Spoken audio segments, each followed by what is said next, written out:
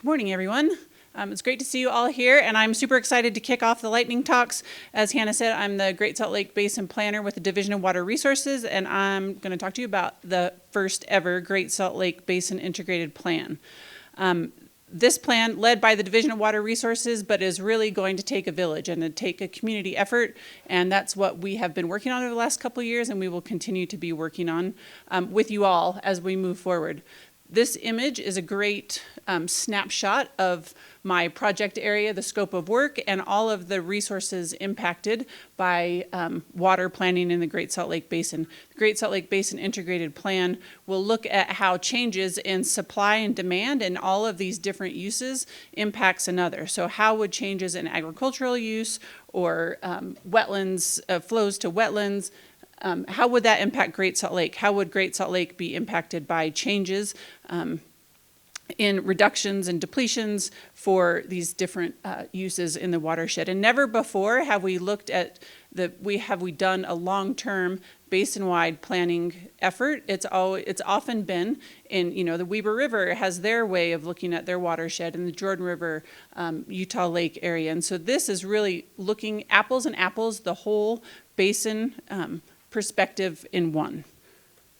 And so really, what is the Great Salt Lake Basin Integrated Plan? It's a roadmap for managing water and promoting a healthy lake and the high quality of life in the Great Salt Lake Basin. This isn't a plan solely to save Great Salt Lake. It's a plan that will support a healthy lake, but it will also support the economy, the quality of life, and the resources that we all need to have both a healthy lake and the high quality of life. This project supports the governor's 2034 charter. The tenets in the charter are all reflected in these planning efforts. This project will become the Great Salt Lake Commissioner's long-term strategic plan. They have a short-term one now. This will become the long-term one. And then it's done in concert with the US Bureau of Reclamation's basin study. And I should say that I could talk, or actually Jake Strago could talk much better about this, but right now underway there is also a giant hydrodynamic modeling effort underway by the Bureau of Reclamation, by Hydro Precision Engineering, that is helping create this monster model that will help us look at how changes in flows in the particular basins will impact Great Salt Lake and vice versa. So that is underway together with the Bureau of Reclamation right now. So because this effort is so vast and extensive, it's going to require a village. This is just an illustration of all of the connection points that we like to make along the way. So the Office of the Great Salt Lake Commissioner is over the effort, overseeing the whole thing. The Division of Water Resources and the Bureau of Reclamation, like I said, we're kind of steering the ship, but also I have a steering committee comprised of industry and stakeholders in the basin. Many of you are in the room today. I thank you for your support as we're winding our way through this process.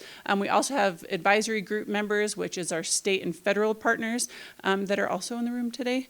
And one of the ways that we thought just trying to reach out to a 36,000 square mile project area is how do we connect with all the people in the basin is through the watershed councils. And so we have each of the watershed councils. We've just completed our first round of engagement efforts with them and other groups, and I'll tell you about that in just a minute. So really reaching out to the watershed councils to figure out what their concerns are and then to let them know what we're finding, what we're up to. Then in particular regards to the modeling effort, we have these technical teams. So we need to know where the points of diversion are, where where the streams and the creeks are, what are the problem issues in these particular basins, and we have tech team members for all of those, all of the different river systems. So this is the phases of the project. It's a multi-year project. This is an intense effort. It can't be done overnight. I wish it was, and I also wish it was done 10 years ago. But right now, we're just wrapping up phase one. And I actually have to back up one step. I mentioned that we have some awesome engineers helping us with this project, but we also have an awesome group of people helping us with the engagement efforts for this, and that's Envision Utah, and they're here today. And they have helped us, and they will be working with us through the multiple phases to connect with the communities and help understand what is important to them. And that's what we've been doing in this phase 1 session, where we have asked people, what are their priorities? What's important to you? How do you value? What is important to you when you think of a high quality of life or a healthy Great Salt Lake? Is it salinity? Is it lake level? Is it less dust in the air? What are the priorities, and how will we measure those priorities? How do we know when we've done a good job and achieved what we seek to achieve? Now that we're wrapping up phase 1, moving on to phase 2, we're going to develop some water management scenarios that will look at, if we vary some of these water management efforts, how that will play in to how we all, excuse me, what are the trade-offs of this? If we change water in agricultural delivery, how does that impact the lake? Or how does changes in M&I impact Great Salt Lake? Or how does changes in M&I impact wetland connectivity? So then we'll work with our partners to understand the trade-offs of all of those. We'll hop back in and write a plan based on the connections that in the information that we've heard, and then begin implementation in 2028.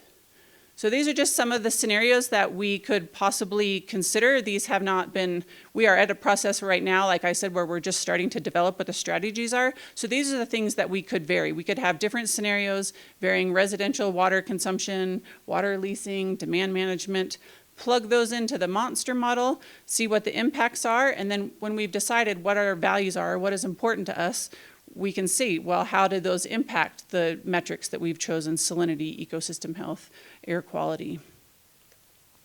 So, like I said, we've reached out and done engagement efforts in, I think, well over a dozen instances. That includes watershed councils, Farm Bureau, Utah League of Cities and Towns, trying to, really connect with all users in the basin, all members of our Great Salt Lake community. And what we've heard overall in all of the majority of the folks, respondents, say the ecosystem health, Great Salt Lake and basin-wide is the priority: water supply, water quality, air quality, and again, maintaining that quality of life. So,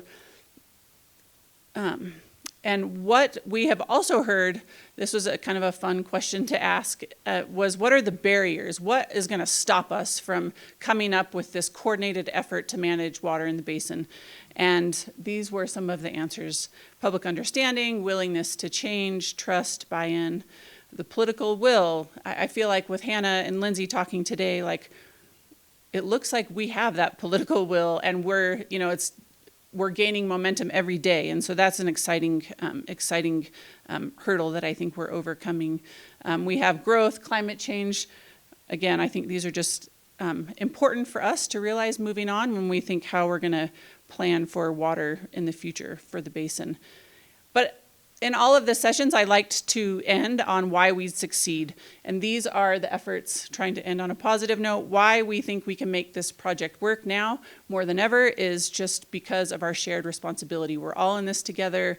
It's not just one person's responsibility, it's all of ours. And these are the scenario planning buckets that we are going to be using moving forward. This also look a lot like the buckets that when we're talking about the $1 billion ask, these are very similar to those buckets, conveniently or not. The demand management piece could also be policy-related items as well. We're just still kind of, again, this is not set in stone. This is the stuff that we're working on moving forward. But in the final plan, we will have recommendations or actions in each of these categories. So just keep that in mind. And I want to just wrap up by starting with the very beginning. In 2022, we did a work plan that was basically the plan for the plan, which sounds super ridiculous, but the endeavor was so massive that we had this project done, and we also identified, we did a gap analysis of all of the missing pieces. What needs to be done in Great Salt Lake? What do we need to know to make better informed decisions? And ta-da, these were the list of projects that rose to the top. Stormwater, M&I conservation, dust control, ag optimization. Most of you, or many of you, were involved in a lot of these projects. Some of them are complete, some of them are wrapping up. I want to thank everybody for those. They've already been used in decision making moving forward, but we want to keep we'll finalize the rest of these. This is actually a snapshot from our website, so you can go and find these fact sheets, reports of all these exciting projects on our website. And I am wrapping up.